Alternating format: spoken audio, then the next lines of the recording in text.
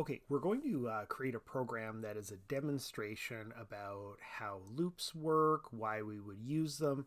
So create a file called do while. This is going to be the first loop style that we will encounter. So take a look at this program that I've got here. This is a terrible program. Imagine you had as a task to write a program that displayed numbers counting by three, so multiples of threes, from three all the way up to, let's see where my end is, three up to 60. So you could program it this way. So 3, 6, 9, 12, and when I run the program, I'll pull up my solution here. We can see that I've got 3, 6, 9 all the way to 60. So it does the task that is intended, but there are a couple problems with programming this way. The first thing is if you didn't know initially that this is a program that counted by threes, you'd have to take a look at every line of code one at a time to figure out what this program is doing. So, okay, we've got a 3, a 6, 9, and so eventually you would get a sense of, okay, it is counting by threes, and that is what the program is doing. It starts at 3 and then ends at 60. So the first thing is this is a very long program.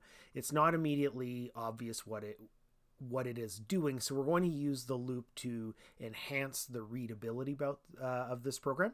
The other problem here is, imagine that I've created this fabulous program to count by threes, but then all of a sudden the task changes. So if my problem is going to be that it is supposed to start at 3, but now it's supposed to count every fourth number after this. So this next one will have to be a 7, and then the following number will have to be 4 larger, which is 11. So what you would have to do is you would have to go through and change every individual line of code one at a time. So the other problem with this program is it's not reusable. So we're going to create a loop that is going to make the program much easier to read. It'll take a lot less space. It's frankly easier to write. As well, it is going to make it a little bit more reusable in case we need to change the program style. So I'm going to wipe all of this out. Hopefully you didn't just start diligently programming this entire thing. So what we're going to do is we're going to create a do while loop that is going to accomplish the same task.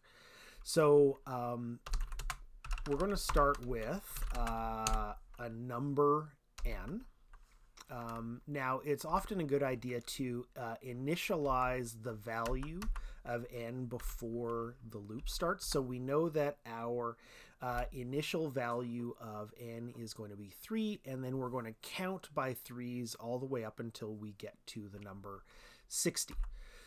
So here's how this works. A do while loop starts with the word do, and in most compilers, when you hit enter, it'll automatically provide you with this additional curly brace that you can use to end your loop.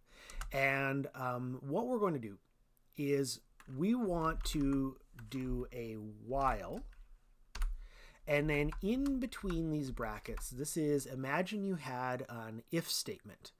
So if this is the case, then we want to loop our program. So we want to do the loop again. So for the while condition, you always want to think of what would be the condition for which we would want to redo the loop.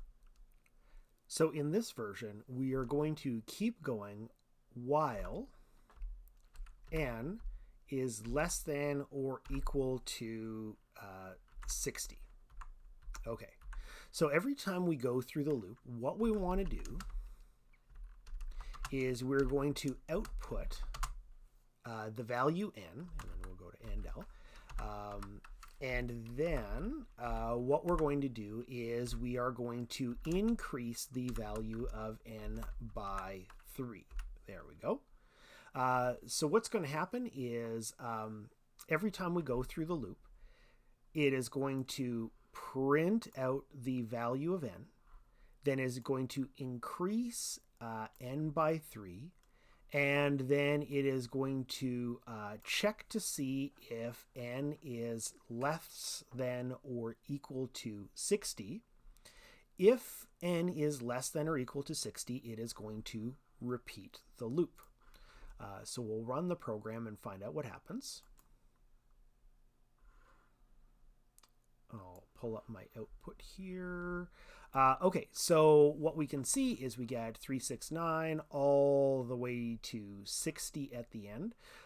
So let's take a look at what our loop is actually doing, one step at a time. And just to highlight that, I'm going to reduce this number to something much smaller. So I'm going to go to 12. Okay. So let's see what happens here. This is a much smaller situation. It's going to run fewer times. So I'm going to run that again. Again, we're just going to get 3, 6, 9, 12 here. So the value of n starts at 3. So I'm just going to trace the value here one step at a time. So it hits this line, and then it prints the value 3.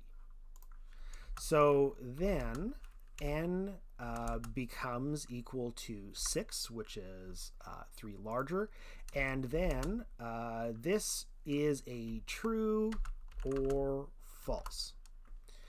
So if it's true, it's going to loop. If it's false, it's not going to loop. So currently, n is equal to 6. 6 is less than or equal to 12, so it's going to loop back to the beginning.